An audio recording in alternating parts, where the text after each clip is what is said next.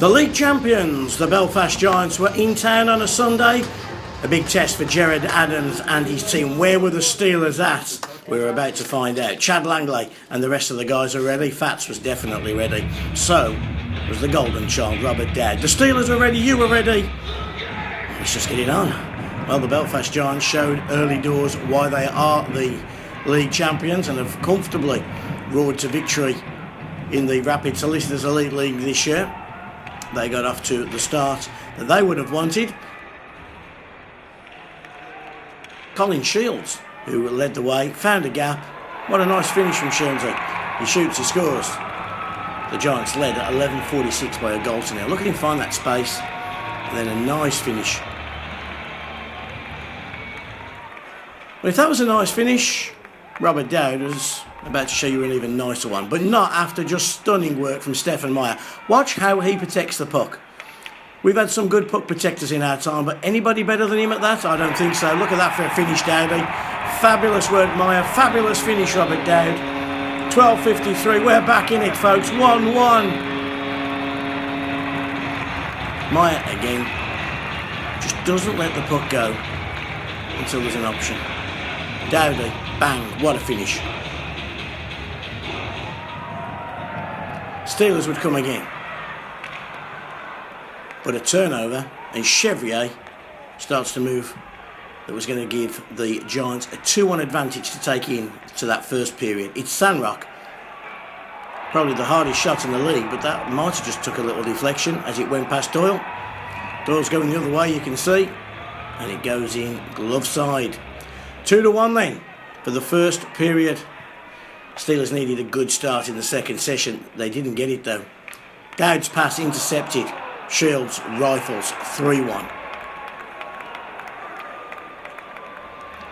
Everybody going north. And, well, Colin Shields doesn't miss from there, does he? 3-1. Giants fans were happy. Steelers needed to press, and they did. They put pressure on Stephen Murphy and the Giants' defence.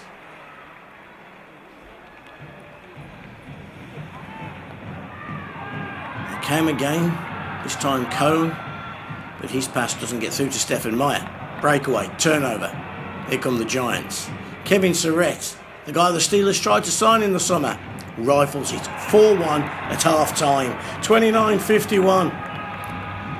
The Giants just rip-roaring ahead. Lovely finish from Surrett.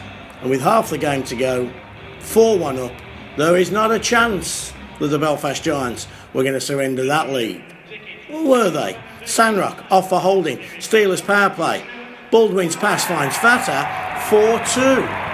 Oh, get in the fast lane, Grandma. The bingo game's about ready to roll. Drew Fata's power play goal gave the Sheffield Steelers hope as he beats Murphy just over the glove. Baldwin and Di Casmiro picked up assists.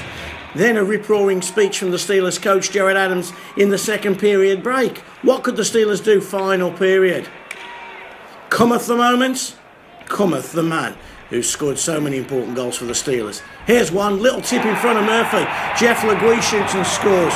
1 minute and 10 seconds into the final period, Blight and Lacroix assisted on Legui's first of the night. It's now 3-4. Lovely little deflection. And a tip from Jeff Legui, who stood out in front. You gotta like that, eh, Dan? He's got new friends. Popular guy, that Dan. Steelers went looking for the game tyre. They crashed the net. Blight, Lacroix, Cone, they were all at it. And as the puck rebounds and ricochets, there's Legui for his second. Get in there. 44-55, Legui second. Lacroix and Cone on the assist. We're tied at 4, folks. Nothing Murph could do about that. Off the post, Coner and Legui racing to see who's going to get that final touch. It was just Legui. Coner first to congratulate with Lacroix. Penalty shootout. Dustin Whitecotton against Frank Doyle. Where are you going, Whitecotton? Here he comes. Whitecotton against Doyle. Doyle denies. Chris Blight scored last Saturday in Nottingham. That was on Kowalski, now on Murphy. Forehand, backhand, he shoots and scores. Oh yes, he likes that. Chris Blight, 1-0 in the shootout. Craig Peacock, ever reliable? Not this time. Yes, Doyler. Frank Doyle makes the save. Lacroix, can he finish it? He can't. Murphy denies him. So Robbie Sandrock has to score. If Doyle makes the save, the Steelers win. Doyle makes the save. Fist bump, bump, bump, bump. Oh, he likes that, does Frank Doyle.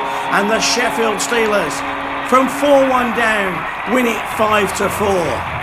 What a night at the arena. Frank Doyle, outstanding. Colin Shields, 2 goals. Picks his Man of the Match award up from Ogilvy, our match sponsors. Jeff Legui, though, with those 2 third-period goals. As the Sheffield Steelers Man of the Match, Ogilvy again presenting. Oh, Frank looks a happy boy, doesn't he? Everybody's fist pumping. Little word for the camera, Danny? Let's hear what the head coach said. Here's the big G. I think the players did. I think the third period was fantastic. I think once they decide to compete at a high level, they want to go get the puck and they want to win. I think we're an incredibly good hockey team. So very happy for the players to get that result. It was a fun building to be in that third period. What happened then between the first 2 and the third? Because we were a different team. What did we do different? I think it was just the decision, team decision. Sometimes in hockey, in sport, you kind of have to carry individuals. It's not like that here. It's all team-based, team morale. And again, it's down to the players once they decide to go play, once they decide to skate. We're incredibly good, so that decision needs to be made every night. Let's go talk through the game. They go 1 up. What a shift from Stefan Meyer, and then to give the puck to Dowd for that first goal. It was fantastic. We needed that. We desperately needed that goal to get it back that quick. That line's been really, really good for us. I think they've been carrying us at times as Stefan Meyer to DCAS Mero and Dowd. So really happy that they're getting the offense too, getting some points because they're playing very, very well for us. But then he went 2-1, 3-1, 4-1, and nobody in the building probably thought what was going to happen would happen. No, I think at that point, I think it was just a little bit the decision to work. There's only one way to get out of it, was to go to work. That second goal was huge. I knew that was a big, big goal, and Drew Fata got that for us on the power play too, which makes me very happy as a coach.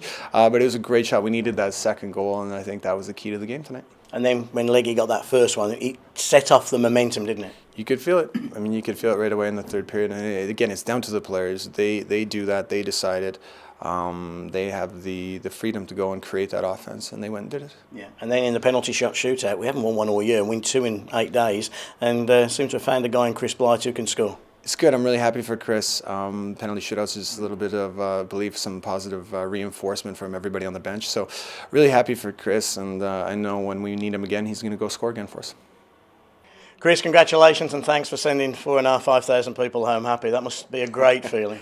Well, yeah, it's great to get the goal, but I think Frankie making those 3 big stops, he's been key for us. He won the last shootouts for us too, so he's been playing great lately, and we need him to play great down the stretch. I don't know if you realise, but before Saturday against Nottingham, we hadn't won a shootout all season, and then we win 2 in 8 days. And G just said it's about belief, and perhaps in yourself, you've got the belief in that situation. Yeah, I've done it a lot, so I'm pretty comfortable shooting, and luckily this year I've done pretty well at it. And it's nice to help the boys out in any way I can. So if it means getting a goal in the shootout, well, that's great. When do you know what move you're pulling? Is it before the referee drops the puck? Is it halfway down the ice? Are you reading the goalie? What's the mind process? Yeah. Well, my 3 shootout goals before tonight were all the same move, and I was talking to Steph on the bench, and like, should I do the same one again? I think Murphy probably watched tape, so I was coming in, and Murphy was like basically standing where I wanted to shoot, so I was like, oh no, he knows what I'm doing. So I had to pull it back the other way, and luckily I beat him there, so it worked out well. Talk us through the game, because 1-0, then we brought it back to 1-1, and I'm sure you were in admiration for Stefan Meyer and Robert Dowd. What a move Steph pulled on for Dowdy's goal. Yeah, they've been playing great, both of those guys, the way they rag the puck down low, and Dowd's been on fire lately, so it's great to have all the guys going, getting 2 lines scoring. It's unbelievable. That's what we need down the stretch. What happened from 1-1 to 4-1?